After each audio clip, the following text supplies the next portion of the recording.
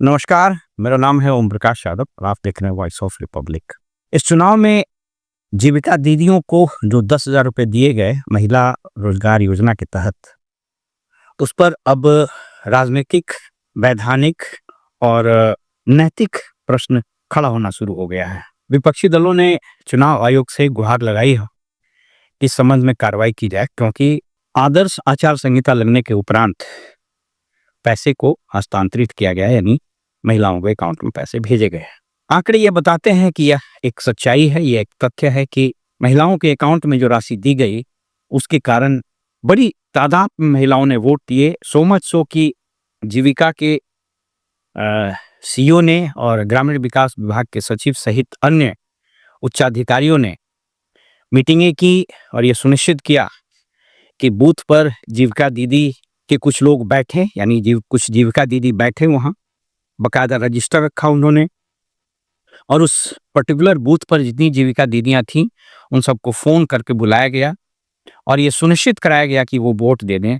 Vote देते समय कुछ वीडियो भी वायरल हुए जिसमें ये बताया जा रहा है, उनको कहा गया कि अभी आपको 10,000 रुपया मिला है, वोट दे दीजिए, फिर आपको 2 लाख रुपया और दिया जाएगा। इस कारण वोटिंग परसेंटेज में बेतहाशा वृद्धि हुई और एनडीए को प्रचंड बहुमत मिल गया। इनफैक्ट 2020 के चुनाव में जहां एनडीए को लगभग 1,47,48,00,000 वोट मिले थे, इस बार इसकी संख्या लगभग 2,10 से 15 लाख के आसपास मिलने की संभावना है। आइए इस पर विचार करते हैं, विश्लेषण करते हैं कि इस योजना और ये जो एक राजनीतिक घूसखोरी हुई है, इस संबंध में इसका वैधानिक, संवैधानिक पहलू क्या है, क्या कहता है संविधान, क्या कहता है नियम। दूसरा, संविधान की भावना क्या कहती है और तीसरा, पॉलिटिकल इम्प्लीकेशंस क्या होता है, इसके क्या खतरा पैदा होने वाले हैं। इस तरह की योजना ने जो ये प्रचंड बहुमत दिया है, कहीं ऐसा ना हो कि यह एक ट्रेंड बन जाए और आने वाली सभी सरकारें, सभी राज्यों में, सो मच सो इवन केंद्र में भी अगर पैसे देकर वोट खरीदने का सिलसिला शुरू हो जाए तो किसी को आश्चर्य नहीं होना चाहिए। इस चुनाव में एनडीए के प्रचंड बहुमत के लिए मुख्यमंत्री महिला रोजगार योजना में ट्रांसफर किए गए 10,000 रुपए को एक बहुत बड़ा कारण माना जा रहा है और ये बहुत हद तक सही भी है। ऐसा परसेप्शन हुआ और ऐसा हम लोगों ने भी ग्राउंड में देखा कि इसका व्यापक असर था और जो आंकड़े उपलब्ध है उसके हिसाब से लगभग 1 करोड़ महिलाओं को ये राशि ट्रांसफर की गई और उसका असर सीधा दिखा चुनाव की प्रक्रिया में और उसमें से बड़ी संख्या में इसके मत पड़े। इनफैक्ट सरकार ने या फिर जीविका के जो कर्ता धर्ता है उन लोगों ने इंश्योर किया कि सभी जीविका दीदी चुनाव में भाग लें, यानी वो मतदान करें। उसके लिए उन लोगों ने वोटर्स मोबिलाइजर का कोई प्रोग्राम किया था। बहरहाल इसके 3 इंग्रेडिएंट्स हैं जिसको समझने की जरूरत है। पहला है कॉन्स्टिट्यूशनल और लीगल, ये क्या इशू। दूसरा है पॉलिटिकल और मोरल। तो जहां तक कॉन्स्टिट्यूशनल और लीगल एंगल का प्रश्न है, कानून के हिसाब से या मॉडल कोड ऑफ कंडक्ट के हिसाब से नियम क्या कहते हैं वो समझना चाहिए। मॉडल कोड ऑफ कंडक्ट ये कहता है कि अगर किसी योजना का स्वीकृतादेश यानी sanction order date of issuance of press note, क्योंकि जिस दिन से प्रेस नोट इशू होता है उसी दिन से आचार संहिता लागू हो जाता है, उसके पहले अगर सैंक्शन ऑर्डर निकल गया है और योजना का एग्जीक्यूशन प्रारंभ हो गया है, तब उस योजना को मॉडल कोड ऑफ कंडक्ट के अस्तित्व में आने के बाद रोका नहीं जा सकता है।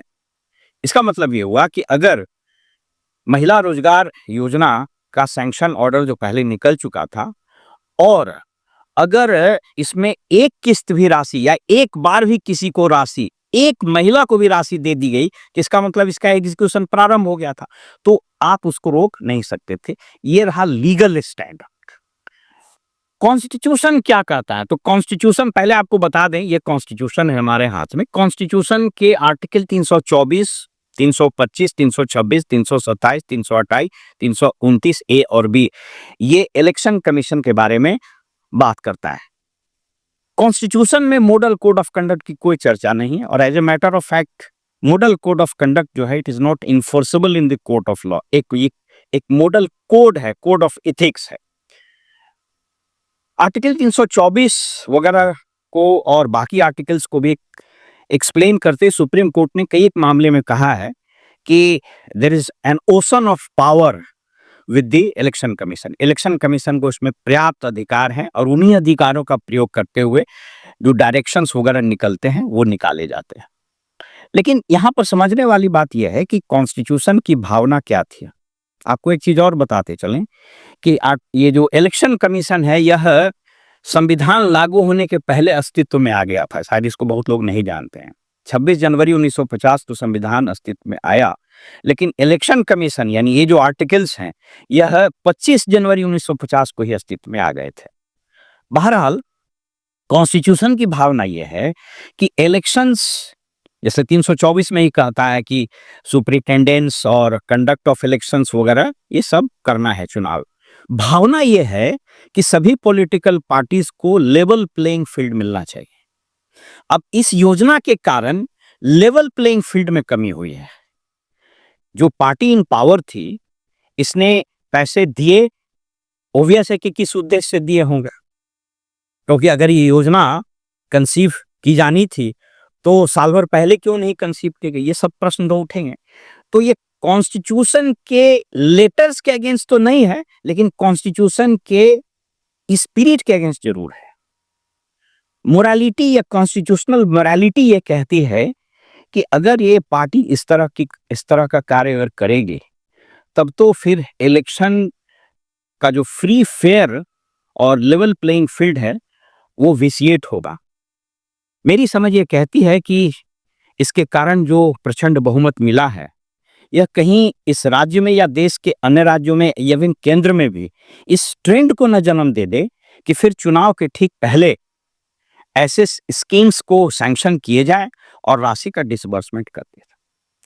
तो ये स्टैंड है कि टेक्निकली यानी लेटर्स में बेशक संविधान या नियम या कानून सरकार को यह अधिकार देते हैं कि मॉडल कोड ऑफ कंडक्ट के पहले अगर उसने योजना का स्वीकृतादेश निकाल दिया है, उसका कार्य प्रारंभ हो गया है, तो मॉडल कोड ऑफ कंडक्ट के बाद भी वो जारी रहेगा।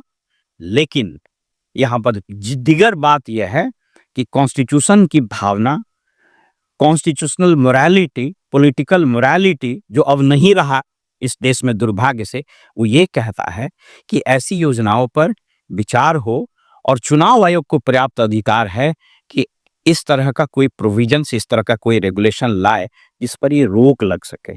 और ऐसा रोक लगाना बहुत जरूरी है, क्योंकि इस ट्रेंड ने एक खतरा जरूर पैदा कर दिया है इस देश में कि अगर ये ट्रेंड अन्य राज्यों में चला गया, इवन केंद्र में भी चला गया, तब तो जो पार्टी इन पावर है वो कभी या फिर उसको हटाना बड़ा मुश्किल होगा।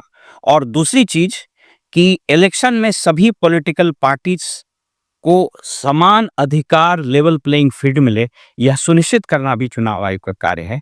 तो ऐसा इस मामले में होता हुआ नहीं दिख रहा है।